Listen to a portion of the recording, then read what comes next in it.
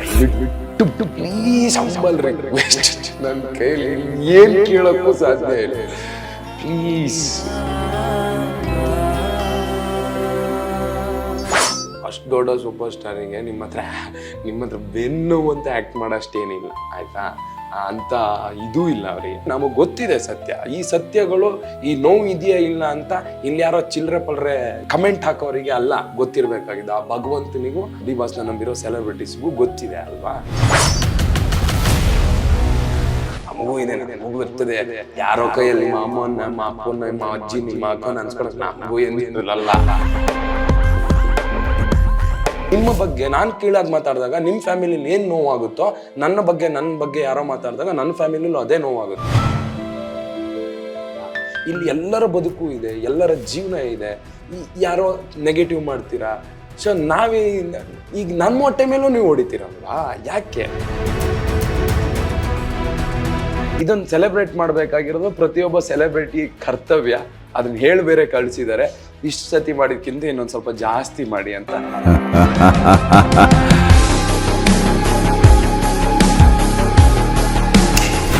ನಾನು ಬರ್ತಿದ್ದೀನಿ ಚಿನ್ನ. ನೆಕ್ಸ್ಟ್ ಎಲ್ಲ ವೀಕ್ಷಕರಿಗೂ ನಮಸ್ಕಾರ. ನಾನು ನಿಮ್ಮ ಪ್ರೀತಿಯ ಚೈತನ್ಯ ಕೊಟ್ಟಾರಿ. ಕನ್ನಡ ಸಿನಿ ಇಂಡಸ್ಟ್ರಿಯಲ್ಲೇ ಈ ಸಿನಿಮಾ ಧೂಳು ಎಬ್ಬಿಸ್ಲಿಕ್ಕೆ ಹೊರಟಿದೆ ಅಂತ ಹೇಳ್ಬೋದು. ಇದೇ ಬರುವ 12ನೇ ತಾರೀಕಿಗೆ ಎಲ್ಲ ಚಿತ್ರಮಂದಿರಗಳಲ್ಲೂ ಕೂಡ ಬರಲಿಕ್ಕೆ ಈ ಸಿನಿಮಾ ರೆಡಿ ಆಗಿದೆ. ಈ ಸಿನಿಮಾದಲ್ಲಿ ನಟನೆ ಮಾಡಿರುವಂತಹ ನಮ್ಮೆಲ್ಲರ ಪ್ರೀತಿಯ ಗಿಚ್ಚಿ ಗಿಲಿಗಿಲಿ ಮಜ ಭಾರತ ಖ್ಯಾತಿಯ ಹುಲಿ ಕಾರ್ತಿಕ್ ಅವ್ರು ನನ್ನ ಜೊತೆ ಇದ್ದಾರೆ, ಬನ್ನಿ ಅವ್ರ ಜೊತೆ ಮಾತಾಡೋಣ. ಹಾಯ್ ಸರ್, ಕಾರ್ಯಕ್ರಮಕ್ಕೆ ಸ್ವಾಗತ. ನಮಸ್ತೆ ಮೇಡಮ್. ಓಕೆ, ಹೇಗಿದ್ದೀರಾ ಸರ್? ಚೆನ್ನಾಗಿದೆ ಮೇಡಮ್. ಓಕೆ, ಡೆವಿಲ್ ಸಿನಿಮಾ ಅಬ್ಬರ ತುಂಬಾನೇ ಜೋರಾಗಿ ನಡೀತಾ ಇದೆ. ಎಲ್ಲಾ ಕಡೆಗಳಲ್ಲಿ ಇನ್ಸ್ಟಾಗ್ರಾಮ್, ಸೋಷಿಯಲ್ ಮೀಡಿಯಾ ಅಂತ ಹೇಳಿ ಸ್ಕ್ರೋಲ್ ಮಾಡ್ತಾ ಹೋದಾಗ ನಮ್ಗೆ ಎಲ್ಲಾ ಕಡೆ ಡೆವಿಲ್ ಪ್ರಮೋಷನ್ ಅಲ್ಲಿ ಹುಲಿ ಕಾರ್ತಿಕ್ ಮುಖ್ಯ ಭೂಮಿಕೆಯಲ್ಲಿ ಕಾಡ್ತಾ ಇದ್ದಾರೆ. ಏನ್ ಹೇಳ್ತೀರಾ ಸರ್ ಇದಕ್ಕೆ? ಅಂದ್ರೆ ಇದು ಡೈರೆಕ್ಟರ್ ಹೇಳ್ದಂಗೆ ಫ್ಯಾನ್ ಮೇಡ್ ಸಿನಿಮಾ. ಇಲ್ಲಿ ನಾನು ಆರ್ಟಿಸ್ಟ್ ಆಗಿ ಸಿನಿಮಾ ಏನು ಪ್ರಮೋಷನ್ ಮಾಡ್ತಾ ಇಲ್ಲ. ನನಗೆ ಖುಷಿ, ಇಷ್ಟು ದೊಡ್ಡ ಸಿನಿಮಾದಲ್ಲಿ ನಾನು ಆ್ಯಕ್ಟ್ ಮಾಡಿದ್ದೀನಿ, ಅದರಲ್ಲಿ ನಾನು ಪ್ರಮೋಷನಲ್ಲಿ ಇರ್ತೀನಿ ಅಂದರೆ ಎಷ್ಟೋ ಜನಕ್ಕೆ ಅವಕಾಶಗಳೇ ಇರೋಲ್ಲ. ಅಂಥದ್ರಲ್ಲಿ ಒಂದು ಸಿನಿಮಾ ಮಾಡಿ ಆ ಸಿನಿಮಾ ಪ್ರಮೋಷನ್ ನಾವು ಮಾಡ್ತೀವಿ ಅಂದರೆ ನನಗೆ ಸಖತ್ ಖುಷಿ ಇದೆ. ಆಮೇಲೆ ಅಲ್ಲಿ ಕಳೆದಿರೋದೆಲ್ಲ ಒಳ್ಳೊಳ್ಳೆ ನೆನಪುಗಳು, ಆಮೇಲೆ ಎಲ್ಲ ಒಳ್ಳೆ ಎಕ್ಸ್ಪೀರಿಯನ್ಸ್ಗಳು. ಹಂಗಾಗಿ ಅದ್ರ ಬಗ್ಗೆ ಮಾತಾಡ್ತೀನಿ. ಅದೇನೋ ತುಂಬ ನಾನೇನೋ ಇದು ಮಾಡಬೇಕು ಅಂತೆಲ್ಲ ನಂಗೆ ಖುಷಿ ಇದೆ. ತುಂಬ ಇಷ್ಟು ದೊಡ್ಡ ಸಿನಿಮಾದಲ್ಲಿ ನಾವು ಒಂದು ಪಾರ್ಟ್ ಆಗಿರೋ ದೊಡ್ಡ ಖುಷಿ ಅಲ್ವಾ. ಸೊ ಅದಕ್ಕೆ ಮಾಡ್ತೀನಿ ಅಷ್ಟೇ. ಆಮೇಲೆ ಇದನ್ನು ಸೆಲೆಬ್ರೇಟ್ ಮಾಡಬೇಕಾಗಿರೋದು ಪ್ರತಿಯೊಬ್ಬ ಸೆಲೆಬ್ರಿಟಿ ಕರ್ತವ್ಯ. ಅದನ್ನ ಹೇಳಿ ಬೇರೆ ಕಳಿಸಿದ್ದಾರೆ, ಇಷ್ಟು ಸತಿ ಮಾಡಿದ್ಕಿಂತ ಇನ್ನೊಂದು ಸ್ವಲ್ಪ ಜಾಸ್ತಿ ಮಾಡಿ ಅಂತ. ನಾವು ಅದಕ್ಕೆ ಜಾಸ್ತಿ ಜಾಸ್ತಿ ಪ್ರಮೋಷನ್ ಮಾಡ್ತಾ ಇದೀವಿ. ಓಕೆ, ದರ್ಶನ್ ಸರ್ ಯಾವತ್ತೂ ಹೇಳ್ತಾರೆ ಅವ್ರ ಅಭಿಮಾನಿಗಳನ್ನ ಸೆಲೆಬ್ರಿಟಿಗಳು ಅಂತ ಹೇಳಿ. ನೀವು ಕೂಡ ಅವ್ರದ್ದೊಂದು ಸೆಲೆಬ್ರಿಟಿ ಅಂತೆಲ್ಲ ಹೇಳ್ಬೋದು. ಸರ್, ಇವಾಗ ಈ ಡೆವಿಲ್ ಸಿನಿಮಾದಲ್ಲಿ ನಿಮ್ಗೆ ಅವಕಾಶ ಯಾವ ರೀತಿ ಸಿಕ್ತು ಅಂತ ಹೇಳಿ. ಇದು ಏನಿಲ್ಲ, ಫೋನ್ ಕಾಲೇ. ನಮ್ಮ ಕಾಂತರಾಜ್ ಸರ್ ಡೈಲಾಗ್ ರೈಟರ್ ಇದ್ದಾರಲ್ಲ, ಅವರು ನಾನು ಒಂದು ಸಿನಿಮಾದಲ್ಲಿ ಸಿಗ್ತೀವಿ, ಟಗರು ಪಲ್ಯದಲ್ಲಿ ನಾವಿಬ್ರು ಕ್ಯಾರೆಕ್ಟರ್ ಮಾಡಿ. ನನಗೆ ಅವ್ರು ರೈಟ್ರ್ ಅಂತಲೂ ನಂಗೆ ಗೊತ್ತಿರಲಿಲ್ಲ. ನಾನು ಅವ್ರು ನೋಡಿದ್ದೆ, ಮಾತಾಡ್ತಾ ಇದ್ವಿ, ಸುಮ್ಮನೆ ಒಂದು ದಿನ ಎಲ್ಲ ಮಾತಾಡಿದ್ದೀವಿ. ಅವರು ಆಯ್ತು ಮಗ ಸಿಗ್ತೀನಿ, ಅವ್ರು ಹೋದ್ರ ಮೇಲೆ ನನ್ಗೆ ಗೊತ್ತಾಗಿದೆ ಅವರೊಬ್ರು ರೈಟ್ರು ಅಂತ. ಸೊ ಅಷ್ಟೋ ತನಕ ಚೆನ್ನಾಗಿ ಮಾತಾಡಿ ಅವರಿಗೂ ನಾನು ಇಷ್ಟ ಆಗಿದ್ದೆ. ಸೊ ಅವ್ರ ಸಿನಿಮಾ ಬರೆಯೋಕ್ಕೆ ಬಂದಾಗ ಕಾಲ್ ಮಾಡಿ, ಕಾರ್ತಿಕ್ ಡೆವಿಲಲ್ಲಿ ಒಂದು ಕ್ಯಾರೆಕ್ಟರ್ ಇದೆ. ಅಣ್ಣ ಏನು ಹೇಳ್ತಾ ಇದೆಯಾ, ಸುಳ್ಳು ಹೇಳ್ಬೇಡಣ, ಏನಾರು ಬೇಕಾದ್ರೆ ಕೇಳ್ಬಿಡೋಣ, ನಾನು ಕೊಟ್ಬಿಡ್ತೀನಿ, ಹಿಂಗೆಲ್ಲ ಯಾಕದ. ಇಲ್ಲ ಮಗ, ನಾನೇ ಅದಕ್ಕೆ ಡೈಲಾಗ್ ರೈಟ್ರು. ಆ್ಯಂಡ್ ಪ್ರಕಾಶ್ ಸಾರಿಗೆ ನಿನ್ನ ಕ್ಯಾರೆಕ್ಟರ್ ಮಾತಾಡಿದಾಗ ಅವ್ರಿಗೂ ಇಷ್ಟ ಆಯಿತು, ಬಾ ಆಫೀಸಿಗೆ ಅಂದರು. ಆಫೀಸಿಗೆ ಹೋದಾಗ ಈಗ ನೋಡೋಣ ಅಂತ ಕರೆದಿರ್ತಾರೆ. ಅಟ್ಲೀಸ್ಟ್ ಅಲ್ಲಿ ಗಂಟನಾದ್ರೂ ಹೋಗಿ ಬಂದೆ ಅನ್ನೋದಾದ್ರೂ ಇರುತ್ತಲ್ಲ. ಡೆವಿಲಿಂಗ್ ನನ್ನೂ ಕರೆದಿದ್ರು ಕಂಡ್ರು, ನಾನು ಹೋಗಿ ಬಂದೆ, ಆಗಿಲ್ಲ ಅನ್ನೋ ಇಷ್ಟಾದ್ರೂ ಹೇಳ್ಕೊಳಕ್ ಇರುತ್ತಲ್ಲ ಅಂತ ಹೋದೆ. ಅವ್ರ ಪ್ರಕಾಶ್ ಸಾರು, ಸುಧಾಕರ್ ಸರ್ ನೋಡಿದ ತಕ್ಷಣ ಏಯ್ ಮಚ್ಚ ಅನ್ನೋ ಥರ ಏನೋ ಇತ್ತು. ನೀನು ನೋಡಿದಿ ಕಣ, ಭಾಳ ಮಾಡ್ತೀಯ, ಹಂಗೆ ಹಿಂಗೆ ಅಂದ್ಕೊಂಡು. ಅವ್ರು ಏನು ಮಾಡಬೇಕು ಮಾಡಬಾರ್ದು ಅಂತ ಏನೂ ಹೇಳಿಲ್ಲ. ಸೂಪರ್ ಕ್ಯಾರೆಕ್ಟ್ರು, ಒಳ್ಳೆ ಇದಿದೆ, ಆರಾಮಾಗಿ ತೂಗಿಸ್ಕೊಂಡು ಹೋಗ್ಬೇಕು, ನೀನು ಹೋಗ್ತೀಯ ಬಿಡು ಅಂತ ಹೇಳ್ಬಿಟ್ಟು ಕಳಿಸೇ ಬಿಟ್ರು. ಅರೆ ಸೆಲೆಕ್ಟ್ ಆಗ್ಬಿಟ್ನಾ, ಇವ್ರು ಆಡಿಷನ್ ಮಾಡಲ್ಲ ಅಂದರೆ ನೆಕ್ಸ್ಟ್ ಬಿತ್ತು ನೋಡಿ. ಆಮೇಲೆ ಮೇಡಮ್ ಹತ್ರ ಒಂದು ಹೋಗಿ ಮಾತಾಡು ಅಂದ. ಮೇಡಮ್ ಹೋದ್ರು ಕೂಡ ಅದೇ ಒಂದು ಸ್ಕ್ರಿಪ್ಟ್ ನೋಡ್ಕೊಂಡ್ಬಂದು ಆಡಿಷನ್ ಕೊಡಿ ಅಂದರು. ಅಜ್ಜಿ ನಾನು ಆ್ಯಕ್ಟಿಂಗಾರು ಮಾಡ್ಬಿಡ್ತೀನಿ, ಆಡಿಷನ್ ಹೆಂಗೋ. ಈ ಕೆಲವರಿಗೆ ಆಡಿಷನ್ನಲ್ಲಿ ಪಾಪ ಏನು ಮಾಡಬೇಕು, ನನಗೂ ಅದೇ ಥರ ಕಾಸ್ಟ್ಯೂಮ್ ಮೇಕಪ್ ಹಾಕ್ಬಿಟ್ರೆ ಏನು ಪಾತ್ರ ಇದ್ರೂ ಮಾಡ್ತೀರಿ. ಹಿಂಗೆಲ್ಲ ಸ್ಟೈಲಾಗಿ ಹೋಗಿ ಆಡಿಷನಲ್ಲಿ ನೀವು ಈಗ ಭಿಕ್ಷುಕೊಂದು ಪಾತ್ರ ಮಾಡು ಅಂದರೆ ಇದ್ರಲ್ಲಿ ಹೆಂಗೆ ನಾನು ಒಪ್ಸ್ಲಿ ಅನ್ನೋದೇ ನಂಗೆ ಟೆನ್ಷನ್ನು. ಮೇಡಮ್ ಹತ್ರ ಹೋದೆ, ಅವ್ರು ಮೀಟಿಂಗಲ್ಲಿ ಇದ್ರು. ಮೇಡಮ್ ಅದೇ ನೋಡ್ಕೊಂಬರ್ತೀನಿ ಮೇಡಮ್ ಅಂದೆ. ಹ್ಞೂ ಅಂದರು. ಕೆಳಗಡೆ ಅಣ್ಣ ಅವ್ರು ಬ್ಯುಸಿ ಅವರೇ, ನನ್ನ ಹತ್ರ ಆಡಿಷನ್ ಕೊಟ್ಟ ಅಂತ ಹೇಳೋಣ, ನಾನು ಹೋಯ್ತೀನಿ ಅಂತ. ಆಡಿಷನೇ ಕೊಟ್ಟಿಲ್ಲ ಮೇಡಮ್. ಓಕೆ ಮ್ಯಾಮೇ ಗೊತ್ತಾಯ್ತು ನೀವು ಆಡಿಷನ್ ನೆಕ್ಸ್ಟ್ ಅದೇ ಡೇಟ್ ಅಂತ ಫೋನ್ ಮಾಡಿದ್ರು. ನೆಕ್ಸ್ಟ್ ಸರ್ ಬಾಸ್ ಬಂದ್ರು, ಆಚೆ ಬಂದ್ರು ಕೂಡ ಡೇಟ್ ಅಂತ ಫೋನ್ ಮಾಡಿದ್ರು, ಸೀದಾ ಶೂಟಿಂಗ್ ಹೋಗ್ಬಿಟ್ಟೆ. ಓಕೆ ಯಾಮರ್ಸ್ಬಿಟ್ಟಿದೀನಿ ಸ್ವಲ್ಪ. ಇವಾಗ ಗೊತ್ತಾಗಿದೆ ಅವ್ರು ಎಲ್ರಿಗೆ ಮೇಡಮಿಗೂ ಗೊತ್ತಿಲ್ಲ, ಮೋಸ್ಟ್ಲಿ ಇದು ನೋಡಿದ್ರೆ ಗೊತ್ತಾಗ್ಬೋದು. ಓಕೆ, ತುಂಬಾ ದಿನಗಳ ಕನ್ಸು ಅಂತ ಹೇಳ್ಬೋದು ಹುಲಿ ಕಾರ್ತಿಕ್ ಅವರಿಗೆ. ತುಂಬಾ ದೊಡ್ಡ ಅಭಿಮಾನಿ ನೀವು ದರ್ಶನ್ ಅವ್ರದ್ದು. ಸೊ ಅವ್ರ ಸಿನಿಮಾದಲ್ಲಿ ಆಕ್ಟ್ ಮಾಡ್ತಾ ಇದ್ದಾನೆ ಅಂತ ಬಂದಾಗ ಕನ್ಸಿದ್ದದು ಇವಾಗ ನನ್ಸಾಗಿದೆ. ಇದ್ರ ಬಗ್ಗೆ ಏನ್ ಹೇಳ್ತೀರಾ? ಏನಿಲ್ಲ ಮೇಡಮ್, ಅಂದ್ರೆ ದೇವ್ರ ದರ್ಶನ ಮಾಡಕ್ ಕಾಯ್ತಾ ಇರೋರಿಗೆ ಇಲ್ಲಪ್ಪ ಇವತ್ತು ಕೂತ್ಕೊಂಡು ನೀನೇ ಪೂಜೆ ಮಾಡು ಅನ್ನಂಗೆ ಇತ್ತು ಈ ಸಿನಿಮಾ ಅವಕಾಶ. ಅಯ್ಯೋ ಅದೇ ನಾನು ಎಲ್ಲ ಕಡೆ ಹೇಳ್ತಾ ಇರ್ತೀನಿ, ಬರೀ ಒಂದು DVD ಕ್ಯಾಸೆಟ್ ಅಲ್ಲಿ ಬರೋ ಅವ್ರ ಫೋಟೋನ ನಾನು ಕ್ಲಾಸೇ ಕ್ಲಾಸೇ ಕೇಳ್ತಾ ಇರಲಿಲ್ಲ. ಆ ಬುಕ್ಸ್ ಮಧ್ಯೆ ಅವ್ರ ಫೋಟೋ ಹಿಂಗೆ ಇಟ್ಕೊಂಡ್ಬಿಡೋದು, ಆ DVD ಕ್ಯಾಸೆಟ್ ಹೋಗ್ತಾ ಬೆಳಗ್ಗೆನೆ ತಗೊಂಡ್ಬಿಡೋದು ಅಂಗಡಿಲಿ 10 ರೂಪಾಯಿ ಬಾಡಿಗೆ. ನಮಗೆಲ್ಲ ಥಿಯೇಟ್ರಿಗೆ ಹೋಗಿ ಸಿನಿಮಾ ನೋಡೋದೆಲ್ಲ ಭಾಳ ಕಷ್ಟ ಇತ್ತು. ಆಮೇಲೆ ಮತ್ತೆ ನೋಡ್ಬೇಕಲ್ಲ, ಏನು ಒಂದು ಸಿನಿಮಾ ಅಲ್ಲ. ಆಮೇಲೆ ಟಿವಿಗಳು ನಮ್ಮೂರಲ್ಲಿ ಮಳೆ ಕರೆಂಟ್ ಪ್ರಾಬ್ಲಮ್ ತುಂಬ ಇದ್ವು. ಮನೇಲಂತೂ TV ಇರಲಿಲ್ಲ ಬಿಡಿ, ಕ್ಯಾಸೆಟ್ ತೊಗೊಂಡು ಬೇರೆಯವ್ರ ಮನೆಗೆ ಹೋಗಿ ನೋಡಬೇಕು. ಅದು ಅವ್ರ ಮನೇಲಿ ಮಳೆ ಬರೋ ಸಿಚುವೇಶನ್ ಇಲ್ಲ, ಮೋಡ ಇಲ್ಲ, ಎಲ್ಲ ಕ್ಲಿಯರ್ ಇದೆ ಅನ್ನೋದು ಮಾತ್ರ ಹಾಕೋರು. ಅದಕ್ಕೆ ಏನು ಮಾಡುವೆ, ನೀವು ಹಾಕಿದ್ರೆಷ್ಟು ಬಿಟ್ರೆಷ್ಟು ಸಿನಿಮಾನ. ನಾನು ಬರೀ ಪೋಸ್ಟರ್, ಈ ಥರ ಪೋಸ್ಟರ್ ಇರೋದಲ್ಲ ಮೇಡಮ್, ಬೆಳಗ್ಗೆಯಿಂದ ಸಾಯಂಕಾಲ ತನಕ ಬಾಸ್ತು ಫೋಟೋ ಹಿಂಗೆ ತಗೊಳೋದು, ನೋಡೋದು, ಓ ಇದು ಅಯ್ಯ ಪಿಕ್ಚರ್ ಅಂದ ಅಯ್ಯ ಅನ್ನೋದು ಒಂದು ಪೋಸ್ಟ್ ಇರೋದು. ಅದನ್ನ ಹಿಂಗೆ ತೆಗಿಯೋದು, ಹಿಂಗೆ ನೋಡೋದು, ಪಾಠ ಕೇಳೋದು, ಮತ್ತೆ ಅವಾಗ ನೋಡೋದು, ಅದನ್ನ ನೋಡೋದೇ ಖುಷಿ. ಓಕೆ, ಪ್ರತಿಯೊಂದು ಸಿನಿಮಾಗಳು ಕೂಡ ಹಾಗಾದ್ರೆ ದರ್ಶನ್ ಸರ್ ಪ್ರತಿಯೊಂದು ಸಿನಿಮಾನು ನಿಮ್ಗೆ ಗೊತ್ತಿದೆ ಅಂತ ಹೇಳ್ಬೋದು. ಓಕೆ, ಎಲ್ಲ ನೋಡಿ. ಓಕೆ, ನಿಮ್ಗೆ ಹಾಗಾದ್ರೆ ಒಂದು ಚಾಲೆಂಜ್ ಕೊಡ್ತಾನೆ ಆಯ್ತಾ? ಮೊದಲಿಗೆ ದರ್ಶನ್ ಸರ್ ಅಂತ ಹೇಳಿದ್ರೆ ಚಾಲೆಂಜಿಂಗ್ ಸ್ಟಾರ್. ಓಕೆ, ಸೊ ನಿಮ್ಗೆ ಕೊಡ್ತಿರುವಂತಹ ಚಾಲೆಂಜ್ ಏನು ಅಂತ ಹೇಳಿದ್ರೆ, ನಾನು ನಿಮ್ಗೆ 1 ನಿಮಿಷ ಟೈಮ್ ಕೊಡ್ತಾನೆ. 1 ನಿಮಿಷ ಟೈಮಲ್ಲಿ ಸರ್ ಆಕ್ಟ್ ಮಾಡಿರುವಂತಹ ಸಿನಿಮಾಗಳ ಹೆಸರನ್ನು ಟಪ್ ಅಂತ ಹೇಳ್ತಾ ಬರ್ಬೇಕು. ಎಷ್ಟು ಹೇಳ್ತೀರಾ ಅಂತ ನೋಡೋಣ. Okay, ready? ಮೆಜೆಸ್ಟಿಕ್, ದಾಸ, ಅಯ್ಯ, ಸುಂಟ್ರಗಾಳಿ, ಕಲಾಸಿಪಾಳ್ಯ, ಪ್ರಿನ್ಸ್, ಬಾಸ್, ಆಮೇಲೆ ಕ್ರಾಂತಿ, ಯಜಮಾನ, ಅದಾದ್ರ ಮೇಲೆ ಇದು ಇಂಥ ಸುಂಟ್ರಗಾಳಿ ಹೇಳಿದ್ನ, ಕಲಾಸಿಪಾಳ್ಯ ಹೇಳಿದೆ, ಸುಂಟ್ರಗಾಳಿ ಹೇಳಿದೆ, ಅಯ್ಯ, ಸ್ವಾಮಿ, ಧರ್ಮ, ಅದಾದ್ರ ಮೇಲೆ ಇವಾಗ ಬಂದಿರೋ ಬಾಸ್, ಅದಾದ್ರ ಮೇಲೆ ಅಯ್ಯೋ ಮರತೆ ಹೋಗ್ಬಿಡುತ್ತೆ, ಕಾಟೇರ, ಅದ್ರ ಹಿಂದೆ ಬಂತು ಅಯ್ಯೋ ಎಲ್ಲ ಸಾರಥಿ, ಅಣ್ಣವರು, ದತ್ತ, ರಾಬರ್ಟ್, ಕುರುಕ್ಷೇತ್ರ, ಲಾಲಿ Haadu, Nanna Preethiya Ramu, and Jaggu Dada, 3, 4, 5 Chakravarthy. Yes, almost ಒಂದು 25 ಹೇಳಿದ್ನ. 25ರಲ್ಲಿ ಒಂದು 5 ರಿಪೀಟ್ ಆಯ್ತು ಅಂತ ಅನ್ಸ್ತು. ಇರ್ಲಿ ಬಿಡಿ, ಆದ್ರೂ ಫ್ಯಾನ್. ಓಕೆ, ಅಯ್ಯೋ ಸಿನಿಮಾ ಹೆಸರು ಹೇಳಿಲ್ಲ ಅಂದ್ರೆ ಕೂಡ ಫ್ಯಾನ್. ಅದ್ರಲ್ಲಿ ಏನಿದೆ ಅಲ್ಲ, ಎಲ್ಲ ಹೇಳಿದ್ರೆ ನನಗೆ ಅವಾಗ ಇಷ್ಟ ಇತ್ತು. ನಾ ಬುಕ್ಕಲ್ಲೆಲ್ಲ ಚಿಕ್ಕವನಿರೋ ಅಷ್ಟೊತ್ತಿಗೆ ದರ್ಶನ್ ಸರ್ ಆ ಸಿನಿಮಾ ಫೋಟೋಗಳನ್ನ ಕಟ್ ಮಾಡಿ ಅದು ಬುಕ್ ಮಾಡೋದು. ಅವಾಗೆಲ್ಲ ಫೋಟೋಸ್ ಎಲ್ಲ ಮೊಬೈಲ್ ಎಲ್ಲ ಇರಲಿಲ್ವಲ್ಲ, ಅವ್ರ ಫೋಟೋ ಅಣಿಸೋದು, ಈ ಕಡೆ ಪೇಜಲ್ಲಿ ಫೋಟೋ ಅಣಿಸು, ಈ ಕಡೆ ಪೇಜಲ್ಲಿ ಟೈಟ್ಲ್ ಅಣಿಸು, ನೆಕ್ಸ್ಟ್ ಪೇಜ್. ಆ ದರ್ಶನ್ ಸಾರ್ದೇ ಒಂದು ಬುಕ್ಕು, ಸುದೀಪ್ ಸಾರ್ದೇ ಒಂದು ಬುಕ್ಕು, ರವಿಚಂದ್ರನ್ ಸರ್ ಅಂದ್ರೆ ಅವಾಗ ಭಾಳ ಕ್ರೇಜು, ಅವ್ರದೇ ಒಂದು ಬುಕ್ಕು, ಶಿವಣ್ಣನ ಒಂದೇ. ನಾನೆಲ್ಲ ಬುಕ್ ಮಾಡಿ ಇಡೋದು. ನಮ್ಮ ಅಮ್ಮ ನೀನು ನೋಟ್ಸ್ ಮಾಡಿದ್ರು ಪಾಸ್ ಆಯ್ತಿದೆ, ಬರೀ ಇದನ್ನೇ ಮಾಡ್ಗ ಅಮ್ಮ, ನಾನು ನೋಟ್ಸ್ ಮಾಡಿದ್ರೆ ಬರೀ ಪಾಸ್ ಆಯ್ತಿದೆ, ಅದನ್ನ ಮಾಡಿದಕ್ಕೆ ಇವತ್ತು ಸಿನಿಮಾ ಬಂದಿದ್ದೀನಿ. ಓಕೆ, ಇವಾಗ ದರ್ಶನ್ ಸರ್ ಸಿನಿಮಾ ಜೊತೆ ಆಕ್ಟ್ ಮಾಡ್ತಾ ಇದ್ದೀರಾ. ಮೊದಲಿನ ಶೂಟಿಂಗ್ ಇದ್ದಾಗ ದರ್ಶನ್ ಸರ್ ನೋಡಿದಾಗ ಹೆಂಗ್ ಅನ್ಸ್ತು ಸರ್ ನಿಮ್ಗೆ? ಅದೇನೋ ಜಗ್ಗನ್ ಬಂದು ಸೇಮ್ ಇದ್ದೇ ಪೋಸ್ ಅಲ್ಲಿ, ಬೇರೆ ಕಾಸ್ಟ್ಯೂಮ್ ಅಲ್ಲಿ, ಇದೇ ಪೋಸು ಸೇಮ್ ಹಿಂಗೆ ನಿಂತ್ಕೊಂಡಿದ್ರು. ನಾನು ಕಾಂತರಾಜ್ ಬಂದ್ರು ನೋಡೋ ಅಂದ್ರೆ ಹಿಂಗೆ ನೋಡಿದ್ರೆ ಇಡೀ ಸೆಟ್ಟಿಗೆ ಒಂದು ಆನೆ ಬಂದು ನಿಂತಂಗಿತ್ತು ಮೇಡಮ್. ಎಲ್ಲ ಅಂದ್ರೆ ಅವ್ರು ಬಂದ ತಕ್ಷಣ set already Prakash sir set ಅಂದ್ರೆ ಸೈಲೆನ್ಸೇ, ಕೂಗೋದು ಕಿರ್ಚೋದು ಎಲ್ಲೆಲ್ಲ. ಪ್ರಕಾಶ್ ಸರ್ ಹೆಂಗಂದ್ರೆ ಬೇರೆ ಯಾರಿಗಾರು ಬೈದ್ರೆ ಅವನನ್ನ ಕರೆದು ನಿನ್ ಥರನೇ ಅವನು ಮನುಷ್ಯ ಕಣಪ್ಪ, ಅವನಿಗೆ ಬೈಬೇಡ ಅನ್ನೋ ಡೈರೆಕ್ಟರ್ ಅವರು ನಾನು ಕಣ್ಣಾರೆ ನೋಡಿದ್ದೀನಿ. ಸೊ ಆ ಸೆಟ್ಟಲ್ಲಿ ಕಡಿಮೆ ಇರುತ್ತದೆ, ಬಟ್ ಆಲ್ರೆಡಿ ಗೊಯ ಒಂದು ಜೇನುಳುದ ಥರ ಸೌಂಡ್ ಇರುತ್ತೆ. ಬಾಸ್ ಬಂದ ತಕ್ಷಣ ಆ ಸೌಂಡು ಇರಲ್ಲ, ಫುಲ್ಲು ಸೈಲೆಂಟ್ ಆಗ್ಬಿಟ್ಟು ಬಾಸ್ ಬಂದ್ರು ಪಾಸ್ ಆಗ್ತಾ ಹೋಗುತ್ತೆ ಇಡೀ ಸೆಟ್ ಪೂರ್ತಿ. ಬಾಸ್ ಬಂದ್ರು ಅಂತ ಎಲ್ಲಿ ಗಂಟ ಡೈರೆಕ್ಟರ್ ಗಂಟ ಹೋಗುತ್ತೆ. ಅವರಲ್ಲಿ ನಾನು ಹಿಂಗೆ ನೋಡಿದಾಗ ಅದೊಂಥರ ಹೆಂಗಂದ್ರೆ, ಅದೇ ದೇವಸ್ಥಾನದಲ್ಲಿ ಹೋದಾಗ ಕ್ಯೂ ಅಲ್ಲಿ ನಿತ್ತು ಕೊನೇಲೊಂದು ದರ್ಶನ ಸಿಕ್ಕಿದಾಗ ಒಂದು ನಿಟ್ಟೆಸರು ಬರುತ್ತಲ್ಲ, ಅದನ್ನಾಗಿ ಅವ್ರ ಹತ್ರ ಮಾತಾಡಕ್ ಹೋದ್ರೆ ಅವ್ರು ಮಾತಾಡೋ ಸ್ಟೈಲಿಗೆ ಆಲ್ರೆಡಿ ಅಯ್ಯೋ ಬನ್ರಿ ಹುಲಿ ಕಾರ್ತಿಕ್ ಅವ್ರು ಏನ್ ನಾನು ಇವ್ರಿಗೇನು ದಿನ ಸಿಗ್ದವ್ರ ಥರ ಅಷ್ಟು ಈಸಿಯಾಗಿ ಬನ್ನಿ ಅಂದರು. ಹೆಗ್ಲ ಮೇಲೆ ಕೈ ಹಾಕೊಂಡು ಏನು ತಿಂದ್ರಿ, ಏನು ಬಿಡಿ, ಹೆಂಗಿದೆ ಅಮ್ಮ, ಹೆಂಗಿದ್ದಾರೆ ನೋಡ್ತಾ ಇರ್ತೀನಿ, ಆ ಸ್ಕಿಟ್ ಚೆನ್ನಾಗಿತ್ತು, ಇದು ಚೆನ್ನಾಗಿತ್ತು, ಹಿಂಗೆ ಮಾಡ, ಅದು ಇದು, ಆಲ್ ದ ಬೆಸ್ಟ್, ಖುಷಿ ಆಯ್ತು ನೀವು ಈ ಕ್ಯಾರೆಕ್ಟರ್ ಸೆಲೆಕ್ಟ್ ಆಗಿದ್ದು ಎಲ್ಲ ಅವ್ರಿಗೆ ಗೊತ್ತಿಲ್ಲದೆ ಏನಾಗಿರಲ್ಲ. ಆದ್ರೂ ಆ ಕಂಫರ್ಟ್ ಝೋನು ನಮಗೆ ಅವ್ರನ್ನ ನೋಡಿ ಭಯ ಪಟ್ಟಿದೀವಿ ಅನ್ನೋದನ್ನ. ಅವತ್ ರಾತ್ರಿ ಮಲಗಿದ್ದೀರಾ ನೀವು? ಅವತ್ ರಾತ್ರಿ ಅಲ್ಲ ಮೇಡಮ್, 15 ದಿನ ಶೂಟಿಂಗ್ ಅಲ್ಲೂ ಮಲಗಿಲ್ಲ ನಾನು. ನನಗೆ ಅಂದ್ರೆ ಇವಾಗ ನೋಡಿ, ಇವಾಗ್ಲೂ ನನ್ನ ಕಣ್ಣಲ್ಲಿ ನಿದ್ದೆನೇ ಇರ್ತದೆ. ಈಗ ಡೆವಿಲ್ ರಿಲೀಸ್ ಅಲ್ಲ, ಈಗಲೂ ನಿದ್ದೆ ಬರ್ತಾ ಇಲ್ಲ. ಅದು ಹೆಂಗಂದ್ರೆ ನಾನು ಶೂಟಿಂಗ್ ಯಾವಾಗಲೂ ನನಗೆ ಟೈಮ್ ಅಂದರೆ ಟೈಮಿಗೆ ಹೋಗ್ತೀನಿ, ಬಟ್ ಡೆವಿಲ್ಗೆ ಅರ್ಧ ಗಂಟೆ ಮುಂಚೆನೇ ಹೋಗಿರ್ತಿದ್ದೆ. ಅವ್ರು ಬರೋದು ಆ ಬರೋದನ್ನ ಕೂಡ ಮಿಸ್ ಮಾಡ್ಕೊಂಬಾರ್ದು. ಅವ್ರ ಕಾರ್ ಇಳೋದು ಬಂದು ಅವ್ರ ಕ್ಯಾರವಾನ್ ರೆಡಿ ಆಗ್ತಾರಲ್ಲ, ಅದು ಯಾವುದೂ ಮಿಸ್ ಆಗಬಾರ್ದು ಅಂತ ನಂದು. ಸೊ ಇರೋದೇ 15 ದಿವಸ ನಾನು ಅವ್ರನ್ನ ನೋಡೋಕ್ಕೆ ಈ ಡೇಟ್ ಇರೋದು. ಈಗ ಸಿನಿಮಾ ರಿಲೀಸು ಅದು ಇದು ಎಲ್ಲ ಬೇರೆ. ಸೊ ನನಗೆ ನಂದು ಅವ್ರದ್ದು ಅಂತ ಓನ್ ಟೈಮ್ ಬರುತ್ತಲ್ಲ, ಅದು ಸಿನಿಮಾದಲ್ಲಿ ಮಾತ್ರ ಸಾಧ್ಯ. ಅದನ್ನ ಯಾಕೆ ಮಿಸ್ ಮಾಡ್ಕೊಬೇಕು ನಾನು? 1 ಅವರ್ ಬೇಗ ಹೋಗೋಣ, ಹಿಂಗಿತ್ತು ನಂಗೆ. ಓಕೆ, ಇವಾಗ ಹುಲಿ ಕಾರ್ತಿಕ್ ಅವರ ಕ್ಯಾರೆಕ್ಟರ್ ಬಗ್ಗೆ ಬರೋದಂತ ಹೇಳಿದ್ರೆ, ಮಾತಾಡೋದಂತ ಹೇಳಿದ್ರೆ ಬಹಳ ಒಳ್ಳೆ ಕ್ಯಾರೆಕ್ಟರ್, ನಾನು ಒಳ್ಳೆ ಹುಡುಗ. ಏನ್ ಕ್ಯಾರೆಕ್ಟರ್ ಮಾಡಿದ್ರೆ ಸರ್ ಈ ಸಿನಿಮಾದಲ್ಲಿ ಅನ್ನುವಂತ? ಸಿನಿಮಾದಲ್ಲೇ ಅಂದ್ರೆ ನೀವು ಹೆಂಗ್ ಬೇಕಾದ್ರೆ ತಗೊಬೋದು. ಅಂದ್ರೆ ಸಿನಿಮಾ ರಿಲೀಸ್ ಆದ್ಮೇಲೆ, ಬಟ್ ಅಲ್ಲಿ ನಾನು ಆಕ್ಟ್ ಮಾಡ್ಬೇಕಾದ್ರೇನೆ ನಂಗೆ ಈ ಪರ್ಟಿಕ್ಯುಲರ್ ಈ ಪಾತ್ರ ಅನಿಸ್ತಾನೆ ಇರ್ಲಿಲ್ಲ. ನಾನು ಇವಾಗ್ಲೂ ಫ್ಯಾನೇ ಬಿಡುಗರು, ಈ ಸಿನಿಮಾದಲ್ಲೂ ಫ್ಯಾನೇ, ಆಮೇಲೆ ಹೊರಗಡೆನೂ ಫ್ಯಾನೇ.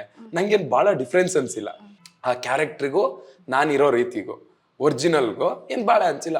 ಮೋಸ್ಟ್ಲಿ ಇವರು ಆಚೆಗೆ ಸಿಕ್ಕಿದ್ರು ನಾನು ಹಿಂಗೆ ಮಾತಾಡ್ತೀನಿ, ಸಿನಿಮಾದಲ್ಲೂ ಹಿಂಗೆ ಇದೆ. ಅಂದರೆ ಒಬ್ಬ ಅಭಿಮಾನಿ ಬಾಸ್ ಜೊತೆ ಹೆಂಗೆಲ್ಲ ಮಾತಾಡಬೇಕು ಅಂತ ಇರುತ್ತೋ, ಮೋಸ್ಟ್ಲಿ ಅಭಿಮಾನಿಗಳ ಒಬ್ಬ ಪಾತ್ರ ನಾನಿರ್ಬೋದು. ನನಗೆ ಆ ಸಿನಿಮಾ ಡೈಲಾಗು ಇದು ಪಾತ್ರ ಅಲ್ಲಿ ನಡ್ಕೊಂಡ್ ರೀತಿ, ನಾವು ಆ ಸಿನಿಮಾದಲ್ಲಿ ನಮ್ಮಿಬ್ರು ಪಾತ್ರ ಕ್ಯಾರಿ ಮಾಡಿದ ರೀತಿ, ಇದ್ಯಾಕೆ ನಾನೊಬ್ಬ ಅಭಿಮಾನಿಯಾಗಿ ಪಾತ್ರ ನಿರ್ವಹಿಸಿದ್ದೀನಿ. ಮೋಸ್ಟ್ಲಿ ಈ ಪಾತ್ರ ಅಲ್ಲ, ಇದು ಅಭಿಮಾನಿಗಳದೇ ಪಾತ್ರ ಅನ್ಸ್ಬಿಡುತ್ತೆ. ಅಷ್ಟು ಚೆನ್ನಾಗಿದೆ. 15 ದಿನ ಶೂಟಿಂಗ್ ಅಂತ ಹೇಳಿದ್ರೆ, 15 ದಿನ ಕೂಡ ಸರ್ ಜೊತೆನೆ ಶೂಟಿಂಗ್ ಇತ್ತಾ ನಿಮ್ದು? 15 ದಿನನೂ ಸರ್ ಜೊತೆನೆ ಶೂಟಿಂಗ್. ಏನ್ ಹೇಳಿದ್ರು ನಿಮ್ಮ ಆಕ್ಟಿಂಗ್ ನೋಡಿ ಸರ್? ಮತ್ತೆ ಆಕ್ಟಿಂಗ್ ಅಲ್ಲಿ ನೋಡಿ ಅಲ್ಲೆಲ್ಲ ಇಲ್ಲ ಮಾಮೂಲಿ ಅದೇ ಚೆನ್ನಾಗಿರುತ್ತೆ, ಚಾಯ್ ಸಕದಾಗ ಮಾಡಿದೆ ಇದೆಲ್ಲ ಹೇಳ್ತಾರೆ. ಬಟ್ ನಾನು ನೋಡಿದ ತಕ್ಷಣನೇ ತುಂಬ ಚೆನ್ನಾಗಿ ಮಾಡ್ತಿರೋ ಹುಲಿ ಅವರೇ, ನಾನು ಎಲ್ಲ ಸ್ಕಿಟ್ನು ನೋಡ್ತೀನಿ, ನನಗೊಂದಿಷ್ಟು ಜನ ಫೇವ್ರೇಟ್ ನೀವು ಒಬ್ಬರು ಅನ್ನೋ ಥರ ಒಂದಿಷ್ಟು ಹೇಳಿದರು. ನಮ್ಮ ಆ್ಯಕ್ಟಿಂಗ್ ಅಂದರೆ ಟಿ ವಿಲಿ ಇಷ್ಟಪಟ್ಟೆ ಇಲ್ಲಿ ಇದು ಮಾಡಿರ್ತಾರೆ, ಅದ್ರ ಬಗ್ಗೆ ತುಂಬ ಮಾತಾಡಿದಾರಪ್ಪ. ನನ್ನ ಬಗ್ಗೆ ಅನ್ನೋಕ್ಕಿಂತ ನಮ್ಮ ಆಲ್ ಓವರ್ ನಮ್ಮ ಏನು ಟೆಲಿವಿಷನ್ ಕಾಮಿಡಿ ಮಾಡೋ ಹುಡುಗರು ಇದ್ದಾರಲ್ಲ, ಅವರೆಲ್ಲರ ಹೆಸರು ಗೊತ್ತು. ಇನ್ಕ್ಲೂಡ್ ನಮ್ಮ ರಾಖಿ ತೀರ್ಕೊಂಡಾಗ ಅದನ್ನೇ ಬಂದು ಕೇಳಿದ್ರು, ಏನಾಗಿತ್ತು ರಾಖಿಗೆ? ರಕ್ಷಿತ್ ಅವ್ರಿಗೆ ಫೋನ್ ಮಾಡ್ಕೊಂಡು ಅಳ್ತಾ ಇದ್ರು, ಏನಾಗಿತ್ತು, ಹೆಂಗಿದ್ದಾರೆ, ಫ್ಯಾಮಿಲಿ ಎಲ್ಲ ಹೆಂಗೆ? ಮೇಡಮ್ಸ್ ಫ್ಯಾಮಿಲಿ ಎಲ್ಲ ಸ್ವಲ್ಪ ಕಷ್ಟ ಇದೆ ಅಣ್ಣ, ತಂಗಿ ಬೇರೆ ಇದ್ದಾಳೆ, ಈ ಥರ ಹೇಳಿದಾಗ ಏನೇ ಆದರೂ ನಾನಿದ್ದೀನಿ, ನಾನು ಹೆಲ್ಪ್ ಮಾಡ್ತೀನಿ, ಹೇಳಿ ನನಗೆ, ಅಂಥದ್ದು ಏನೇ ಪರಿಸ್ಥಿತಿ ಬಂದರೂ ನನ್ನನ್ನು ಮೀಟ್ ಮಾಡಿ, ಹಿಂಗೆ ಹೇಳಿದ್ರು ಅವರು ಅವತ್ತಿನ ದಿವಸನೇ ರಾಖಿ ವಿಷಯದಲ್ಲಿ. ಓಕೆ, ನೀವೊಂದು ಫ್ಯಾನ್ ಬಾಯ್, ಈ ಎಲ್ಲ ವಿಚಾರಗಳನ್ನೆಲ್ಲ ತಿಳಿದಾಗ, ದರ್ಶನ್ ಸರ್ ಅಂತ ಬಂದಾಗ ತುಂಬಾ ಹೇಟರ್ಸ್ ಇದ್ದಾರೆ. ಇವಾಗ ನಾವು ನೋಡ್ಬೋದು ಸೋಷಿಯಲ್ ಮೀಡಿಯಾದಲ್ಲೆಲ್ಲ ಬಂದಾಗ. ಏನಿಲ್ಲ ಮೇಡಮ್, ಅಲ್ಲಲ್ಲಿದ್ದಾರೆ. ಇದಕ್ಕೆಲ್ಲ ಏನ್ ಹೇಳ್ತೀರಾ ಸರ್? ಇವಾಗ ಪ್ರಪಂಚದಲ್ಲಿ ಏನೂ ಮಾಡೋಕ್ಕಾಗಲ್ಲ ಮೇಡಮ್. ಇಲ್ಲಿ ನನಗೆ ಶಿವ ಇಷ್ಟ, ನಿಮಗೆ ಗಣೇಶ ಇಷ್ಟ, ಇನ್ನೊಬ್ರಿಗೆ ಇನ್ನೊಂದು ದೇವರು ಇಷ್ಟ. ನಾವು ದೇವರನ್ನೇ ಇವ್ರಿಷ್ಟ ಅಂತೀವಿ. ಇನ್ನು ನಾವು ಮನುಷ್ಯರು ಮೇಡಮ್ ಅಲ್ವಾ? ನಮ್ಮನ್ನು ಇಷ್ಟಪಡೋರು, ತೆಗಳೋರು, ಹೊಗಳೋರು, ಇಲ್ಲಿ ನಾವು ಲೆಕ್ಕ ಹಾಕಬೇಕಾಗಿರೋದು ನನಗೋಸ್ಕರ ಇಲ್ಲಿ ಎಷ್ಟು ಜನ ಬದುಕ್ತಾ ಇದ್ದಾರೆ, ಅವರಿಗೋಸ್ಕರ ಬದುಕ್ಬಿಡ. ನನ್ನದಲ್ಲದೆ ಈಗ ನಿಮ್ಮ ಮನೇಲಿ ನೀವು ಬರೋ ದಾರಿ ನೋಡ್ತಾ ಇರ್ತಾರೆ ಮೇಡಮ್, ನಿಮ್ಮ ಅಪ್ಪ ಅಮ್ಮ ಮದುವೆ ಆಗಿದ್ರೆ ಗಂಡ ಮಕ್ಕಳು ಇವ್ರು ನಿಮ್ಮವರು, ನಿಮ್ಮ ದಾರಿ ನೋಡಿದೆ. ಪಕ್ಕದ ಮನೆಯವರೆಲ್ಲ ಇವಳು ಬಂದ್ಲಾ ಮನೆ ಸೇರಿದ್ಲಾ ಅಂತ ದಾರಿ ನೋಡಲ್ವಲ್ಲ. ಇಲ್ಲಿ ನನ್ನ ದಾರಿ ನೋಡೋರು ಯಾರು? ನನ್ನ ಫ್ಯಾನ್ಸ್. ಬಾಸ್ ದಾರಿ ನೋಡೋರು ಯಾರು? Boss fans. ಆಚಿಗಿಚ್ಚಿ ಗಲಾಟೆ ಆಯ್ತಾ ಇರ್ತೈತಿ, ಏನು ಮಾಡೋಕ್ಕಾಗಲ್ಲ. ಇದು ಸಮಾಜ, ನಮ್ಮಲ್ಲಿ ಜನಸಂಖ್ಯೆ ಜಾಸ್ತಿ, ಆಮೇಲೆ ಮೈಂಡ್ ಸೆಟ್ ಬೇರೆ ಬೇರೆ. ಒಬ್ರದ್ದು ಒಂದು ಥರ ಮೈಂಡ್ ಸೆಟ್ಟು. ಈಗ ನಾವೊಂದಿಷ್ಟು ಜನ ದರ್ಶನ್ ಸರ್ ಅಂದರೆ ಪ್ರಾಣ ಬಿಡಕ್ಕೆ ನಡೆದೀವಿ, ಇನ್ನೊಂದಿಷ್ಟು ಜನ ಅವ್ರು ಏನು ಮಾಡೋಕ್ಕಾಗಲ್ಲ. ಇಲ್ಲಿ ಹೇಟ್ ಮಾಡೋರ್ದು ತಪ್ಪಂತ ನಾವು ಹೇಳೋಕ್ಕಾಗಲ್ಲ, ಲವ್ ಮಾಡೋರ್ದು ಸರಿ ಅಂತ. ಇಲ್ಲಿ ಏನು ಗೊತ್ತಾ, ನಂಗೆ ಅವ್ರು ಇಷ್ಟ, ನಾನು ಇಷ್ಟಪಡ್ತೀನಿ, ದಟ್ಸ್ ನನ್ನ ಸ್ವತಂತ್ರ. ನಿಮಗೆ ಇಲ್ಲಿ ನಮ್ಮ ಸಂವಿಧಾನ ಇರೋದೇನು, ನಿಮಗೆ ತೊಂದರೆ ಆಗದೆ ಇರೋ ಥರ ನಾನು ನನ್ನ ಲೈಫನ್ನ ಯಾವ ಥರ ಬೇಕಾದ್ರೆ ಖುಷಿ ಪಡಿಸ್ಕೊಬೋದಲ್ವಾ? ಕರೆಕ್ಟ್ ಅಲ್ವಾ? ನನಗೆ ಅವ್ರ ಸಿನಿಮಾ ನೋಡೋದು ಖುಷಿ, ಅವ್ರ ಜೊತೆ ಆ್ಯಕ್ಟ್ ಮಾಡೋದು ಖುಷಿ, ಅಥವಾ ಇನ್ನೊಂದೇನೇ ಖುಷಿ, ನಿನಗೆ ತೊಂದರೆ ಏನು? ನಾನು ಇಷ್ಟೇ ಹೇಳೋದು. ಯಾಕೆ ಇಲ್ಲಿ ಕಿತ್ತಾಡ್ಕೊಂಡು ಬದುಕೋಕ್ಕಿಂತ ಸಪೋರ್ಟ್ ಮಾಡ್ಕೊಂಡು ಬದುಕಿದ್ರೆ ನಾವೆಲ್ರಿಗಿಂತ ಟಾಪಲ್ಲಿ ಇರ್ತೀವಿ. ಯಾವ ಹಿಂದಿ, ಯಾವ ತಮಿಳು, ಯಾವ ತೆಲುಗು, ಕನ್ನಡ ಸಿನಿಮಾ ಆ ಕ್ವಾಲಿಟಿ ಬರ್ತಾ ಇದೆ, ಆ ರೇಂಜಿಗೆ ಬರ್ತಾ ಇದೆ. ಕನ್ನಡ ಸಿನಿಮಾ ಅಂದರೆ ನಮ್ಮ ಹೀರೋಗಳನ್ನ ಸೂಪರ್ ಸ್ಟಾರ್. ಆವಾಗ ನಾವು ಶಾರುಖ್ ಖಾನ್, ಸಲ್ಮಾನ್ ಖಾನ್ ಅಂತಿದ್ವಲ್ಲ, ಇವಾಗ Darshan sir, Sudeep sir, Yash sir, Rishab Shetty sir ಅನ್ನೋ ಥರ ಆಗಿದೆ ನಮ್ಮ ಇಂಡಸ್ಟ್ರಿ. ನಾವೆಲ್ಲರೂ ಸೇರ್ಕೊಂಡು ಸಿನಿಮಾ ನೋಡಿದ್ರೆ ಅವ್ರ ಸಿನಿಮಾ ನಾವು ನೋಡು, ನನ್ನ ಸಿನಿಮಾ ಇವ್ರು ನೋಡು, ಯಾಕೆ ಡಿವೈಡ್ ಮಾಡ್ಕೊಂಡು ನಾವು ಇಷ್ಟಿಷ್ಟು ಮಾಡ್ಕೊಂಡಿದ್ದೀವಿ? ಬ್ರಿಟಿಷ್ನವರು ನಮ್ಮನ್ನು ಹೊಡೆದಾಳಿರೋದು ಇದೇ ಕಾರಣಕ್ಕಲ್ವಾ? ನಮ್ಮನ್ನು ಯಾಕೆ ಹೊಡಿತಾರೆ ಹೇಳಿ? ನಾವು ಒಂದಾಗಿದ್ರೆ ಭಾರತ ದೊಡ್ಡದಿದೆ, ಭಾರತ ಜನಸಂಖ್ಯೆ ದೊಡ್ಡದಿದೆ, ಇವ್ರನ್ನ ಕಂಟ್ರೋಲ್ ಮಾಡೋಕ್ಕಾಗಲ್ಲ, ಇವ್ರನ್ನ ಡಿವೈಡ್. ಇಲ್ಲೂ ಯಾಕೆ ಯಾರೋ ಕೂತ್ಕೊಂಡು ನಮ್ಮನ್ನು ಹೊಡಿತಾ ಇಲ್ಲ, ನಮ್ಮ ಇಂಡಸ್ಟ್ರಿ ಹಿಂಗಿದೆ, ನಮ್ಮ ಇಂಡಸ್ಟ್ರಿ ತುಂಬ ಸ್ಟ್ರಾಂಗ್ ಇದೆ, ಕನ್ನಡಿಗರು ಅಂದರೆ ಸಿಂಹಗಳು, ಇವ್ರನ್ನ ತುಂಡು ತುಂಡಾಗಿ ದೂರ ಇಟ್ಬಿಟ್ಟು ನಾವು ಬೆಳೆ ಬೇಯಿಸ್ಕೊಳ್ಳೋಣ ಅಂತ ನಡೀಬೋದಲ್ವ? ನಾವು ಯಾಕೆ ಒಂದಾಗ್ತಾ ಇಲ್ಲ ಕನ್ನಡಿಗರು? ನನ್ನ ಕ್ವಶನ್ ಇದು ಸರಿನೋ ತಪ್ಪೋ, ನಾಳೆ ಯಾರೋ ಬೇರೆಯವ್ರು ಮಾತಾಡ್ತಾನೋ ಗೊತ್ತಿಲ್ಲ. ಇಲ್ಲಿ ಅಲ್ಟಿಮೇಟ್ ಕನ್ನಡ, ಅಲ್ಟಿಮೇಟ್ ನಾವ್ ಯಾರನ್ನ ಹೆಂಗ್ ದರ್ಶನ್ ಸರ್ ಕನ್ನಡಿಗರು, ಸುದೀಪ್ ಸರ್ ಕನ್ನಡಿಗರು, ಶಿವಣ್ಣ ಕನ್ನಡಿಗರು, ಡಾಕ್ಟರ್ ರಾಜ್ಕುಮಾರ್ ಅಂದ್ರೆ ಕನ್ನಡ ಅಂತ ನಾವು ಕನ್ನಡ ಅಂತೀವಿ. ವ್ಯಕ್ತಿ ವಿಷಯಕ್ಕೆ ಬಂದಾಗ ಯಾಕೆ ಆ ಕನ್ನಡನ ಮಾಡ್ತೀವಿ, ತೆಗೆದಿಟ್ಟು ಬರೀ ವ್ಯಕ್ತಿನ ಇಟ್ಕೊಳ್ತೀವಿ? ಇಷ್ಟೇ ನನ್ನ ಕ್ವಶನ್. ನಾನು ಮಾತಾಡಿದ್ರೆ ಇಷ್ಟ ಆಗುತ್ತೋ ಇಷ್ಟ ಆಗಲ್ವೋ ನಾನು ತುಂಬಾ ನೇರವಾಗಿ ಇರೋ ಪ್ರಶ್ನೆ ಹಿಂಗೆ ಹೇಳ್ತೀನಿ ಮೇಡಮ್. ಇವಾಗ ನೀವು ಕನ್ನಡ ಅಂತ ಹೇಳಿದಕ್ಕೆ ಸರ್, ಇವಾಗ ಎಲ್ಲಾ ಸಿನಿಮಾಗಳನ್ನ ನಾವು ನೋಡೋದಾದ್ರೆ ಪ್ಯಾನ್ ಇಂಡಿಯಾ ಅಂತಲೇ ಹೋಗ್ತಾರೆ, 4 ಭಾಷೆ. ಮೇಡಮ್ ಇದ್ರ ಬಗ್ಗೆನೂ ನಾನೇನು ಹೇಳಕ, ಯಾಕಂದ್ರೆ ಅದು ಅವ್ರವ್ರಿಗೆ ಅವ್ರವ್ರ ಇಷ್ಟ. ಈಗ ನಾನ್ ಮಾಡಲ್ಲ ಅಂತ ಇಲ್ಲ, ನಾನು ಮಾಡಿರ್ತೀನಿ, ನಾನು ಮಾಡ್ತೀನಿ. ಅದು ಈಗ ಅದ್ರ ಬಗ್ಗೆ ನಾನು ಮಾತಾಡೋಷ್ಟು ದೊಡ್ಡವನಲ್ಲ, ಇದೆಲ್ಲ ತುಂಬಾ ಬೇರೆ ಬೇರೆ ಇರುತ್ತದೆ.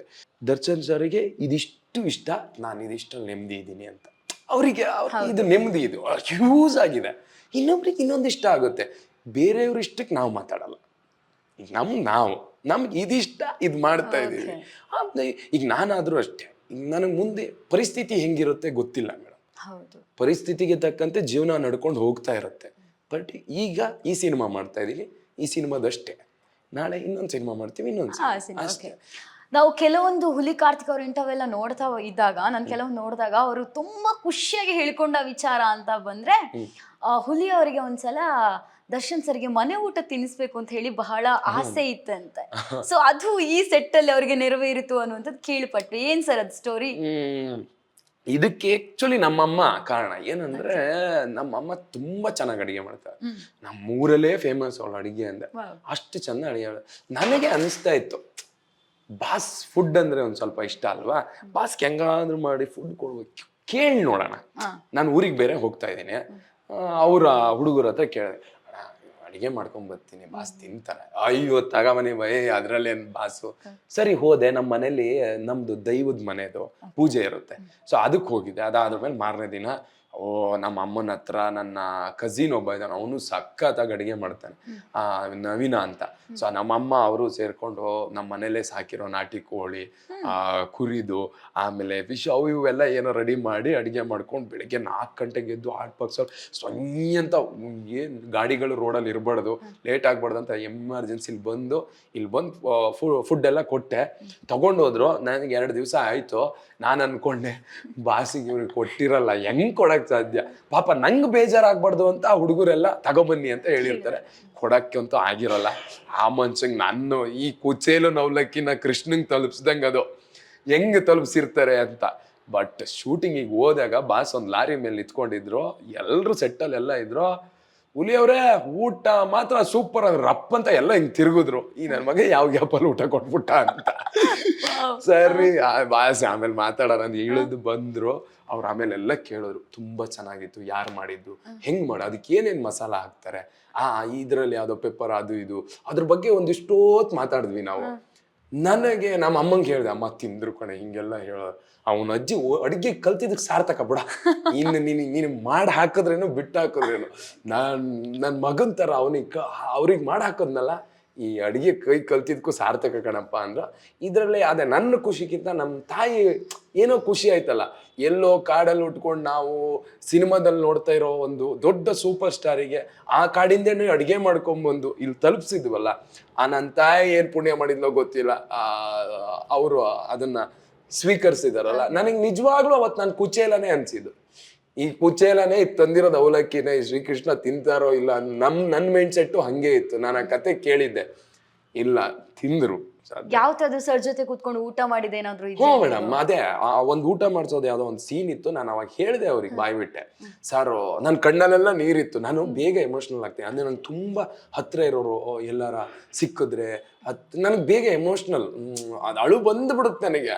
ಈಗ ವಿರಾಟ್ ಕೊಹ್ಲಿ ಅಂದ್ರೂ ನಂಗೆ ಅಷ್ಟೇ ಇಷ್ಟ.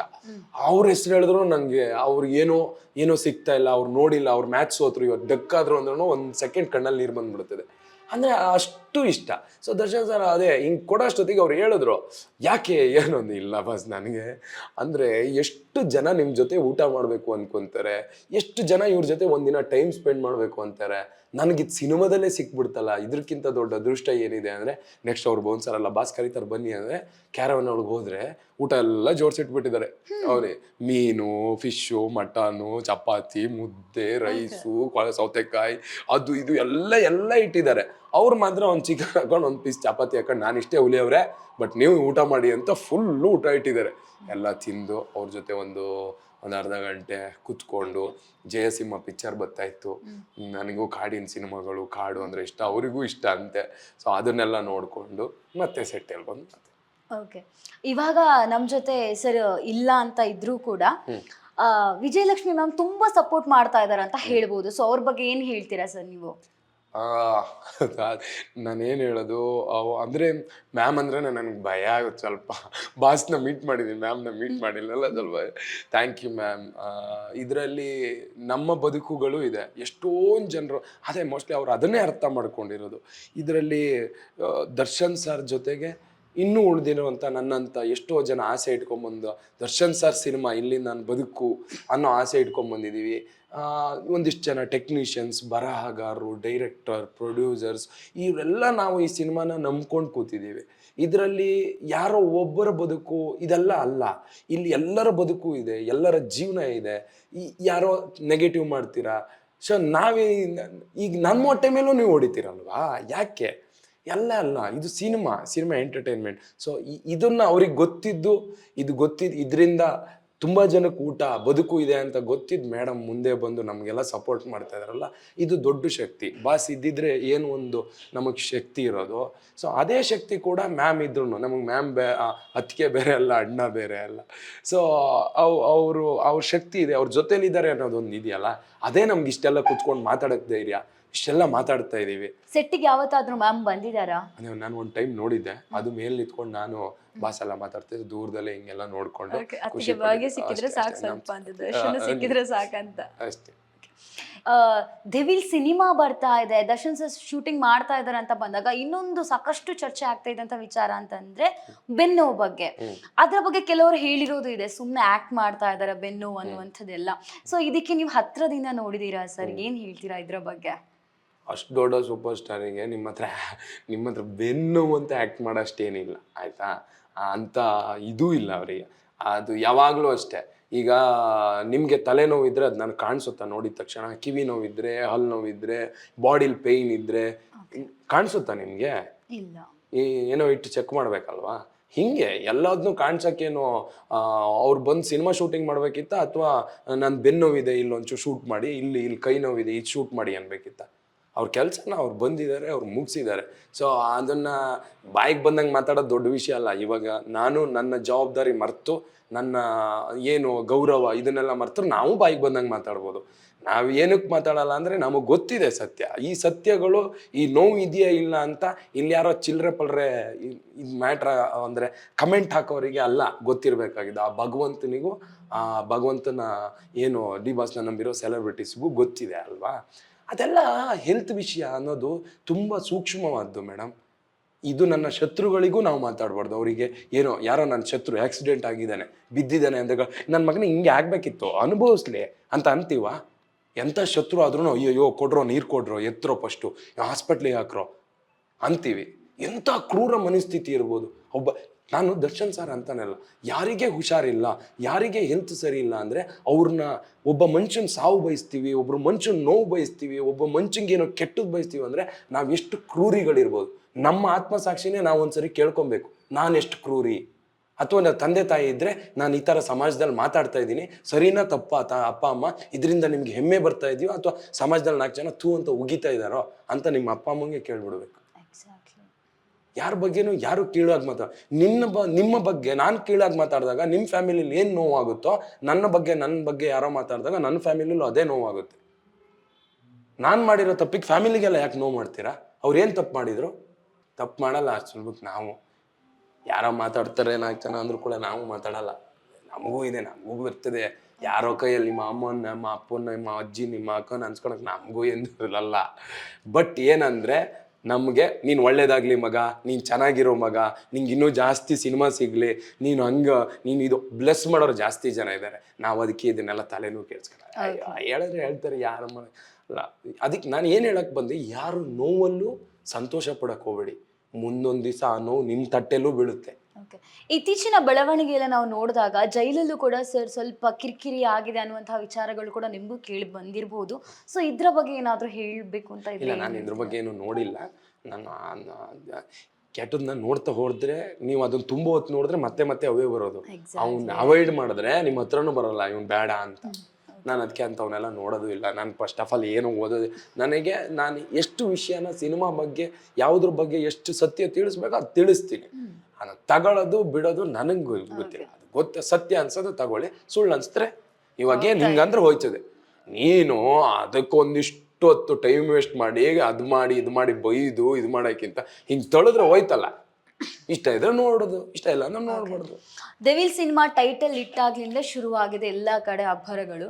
ಸೊ ದೆವಿಲ್ ಸಿನಿಮಾದಲ್ಲಿ ದರ್ಶನ್ ಸರ್ ಜೊತೆಗೆ ರಚನಾ ರೈ ಕೂಡ ಇದ್ದಾರೆ. ಸೊ ಅವ್ರ ಜೊತೆ ಕೂಡ ನಿಮ್ದು ಸ್ವಲ್ಪ ಸೀನ್ಸ್ ಇದೆ ಅಂತ ಗೊತ್ತಾಯ್ತು. ಯಾವ ರೀತಿ ಇತ್ತು ಆಕ್ಟಿಂಗ್? ಅವರಿಗೂ ಫಸ್ಟ್ ಸಿನಿಮಾ ಭಯ ಇತ್ತು, ನನಗೂ ಬಾಸ್ ಸಿನಿಮಾ ಭಯ ಇತ್ತು. ಬಂದು ಹಾಯ್ ಮೇಡಮ್ ಚೆನ್ನಾಗಿದ್ದಾರೆ, ಓಕೆ ನಮಸ್ತೆ. ನಾವು ಹೋದ್ವಿ, ಅವ್ರದ್ದು ಅಷ್ಟೇ ಹಾಯ್ ಸರ್ ಚೆನ್ನಾಗಿದ್ದಾರೆ ಸರ್. ಸೀನ್ ಬಂತು, ಏನು ಸೀನ್? ಇದಾ, ಓಕೆ ಮಾಡೋಣ, ಇಷ್ಟೇ ದಿನ. ಇವಾಗ ಪ್ರಮೋಷನ್ ಟೈಮಲ್ಲಿ ಸ್ವಲ್ಪ ಹಾಯ್ ಚೆನ್ನಾಗಿ ಈ ರೇಂಜಿಗೆ. ನಾನು ಜಾಸ್ತಿ ಎಲ್ರಿಗೂ ಹಾಯ್ ನಮಸ್ತೆ ಹಿಂಗೆ ಇರ್ತೀನಿ, ನಾನು ಜಾಸ್ತಿ ಮಾತಾಡಲ್ಲ. ಇನ್ನೊಂದು ಟ್ರೈಲರ್ ರಿಲೀಸ್ ಆದ ತಕ್ಷಣ ಗಿಲ್ಲಿ ಬಿಗ್ ಬಾಸ್ ಅಲ್ಲಿ ಹವಾ ಅಂತೂ ತುಂಬಾ ಜಾಸ್ತಿ ಆಗ್ತಾ ಇದೆ, ತುಂಬಾ ಶೆಕೆ ಆಗ್ತಾ ಇದೆ, AC ಆನ್ ಮಾಡಿ ಅನ್ನುವಂಥ ಡೈಲಾಗ್ ಕೂಡ ಇವಾಗ ಸಿಕ್ಕಾಪಟ್ಟೆ ವೈರಲ್ ಆಗ್ತಿದೆ ಗಿಲ್ಲಿದು. ಸೊ ಗಿಲ್ಲಿ ಬಗ್ಗೆ ಏನ್ ಹೇಳ್ತೀರಾ ಸರ್? ನಿಮ್ ಕುಚ್ಚುಕು ಅಂತಲೇ ಹೇಳ್ಬಹುದು ಗಿಲ್ಲಿ. ಏನಂದ್ರೆ ನಾನು ಹೇಳೋದು ಇಷ್ಟೇ, ಗಿಲ್ಲಿ ಅಂತಲ್ಲ, ನಮ್ಮ ಈ ತಂಡದಲ್ಲಿ ಯಾರೇ ಹೋದ್ರು ಅವರು ಕಾಮಿಡಿಯನ್ ಅಂತಾನೆ ಹೋಗಿರ್ತಾರೆ. ನಮ್ಮಿಂದ ಜನ ಏನ್ ಎಕ್ಸ್ಪೆಕ್ಟ್ ಮಾಡ್ತಾರೆ? ಕಾಮಿಡಿನೇ ಎಕ್ಸ್ಪೆಕ್ಟ್ ಮಾಡ್ತಾರೆ ಅಲ್ವಾ? ನಾನೇನೋ ಹೊಡಿತೀನಿ, ನಾನೇನೋ ಗಲಾಟೆ ಮಾಡಿದಲ್ಲ. ಗಿಲ್ಲಿ ಕರೆಕ್ಟ್ ವೇಲಿದ್ದಾನೆ, ಕರೆಕ್ಟಾಗಿ ಮಾಡ್ತಾ ಇದ್ದಾನೆ. ಅವನ ವೃತ್ತಿ ಇದು ಒಂದು ವೃತ್ತಿನೇ ಅಲ್ಲ, ಬಿಗ್ ಬಾಸು ಅವನು ಸ್ಟೇಜೇ. ಸೊ ಅವ್ನ ಸ್ಟೇಜಲ್ಲಿ ಅವ್ನು ಏನು ಮಾಡಬೇಕು ಅದನ್ನು ಯಾವುದನ್ನು ಬಳಸ್ಬೇಕು 100% ಕರೆಕ್ಟಾಗಿ ಇಂಪ್ಲಿಮೆಂಟ್ ಮಾಡಿದ್ದಾನೆ.